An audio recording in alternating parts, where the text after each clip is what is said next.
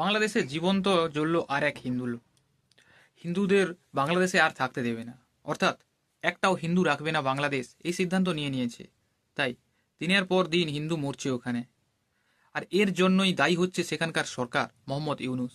তার কারণ মোহাম্মদ ইউনুস চাইছে যে এইরকম অশান্তি বজায় থাকুক, তো আর তাতে গদি থাকবে।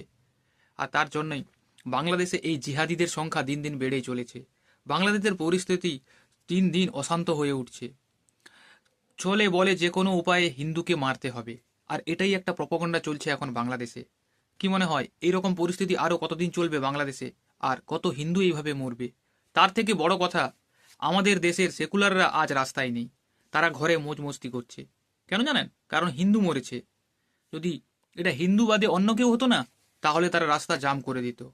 এই তো কিছুদিন আগে কলকাতায় যখন গীতা পাঠ হয়, তখন এক প্যাটিস বিক্রেতাকে ঘিরে কিছু ঝামেলা হয়েছিল না? তখন এই সেকুলাররা বেরিয়ে পড়েছিল। গাজায় কিছু হোক এরা বেরিয়ে পড়বে, প্যালেস্তাইনে কিছু হোক এরা বেরিয়ে পড়বে। কিন্তু যখন কোথাও হিন্দু মরবে না, তখন এরা বাড়িতে ঢুকে যাবে। এটাই হচ্ছে সেকুলারদের আসল চরিত্র।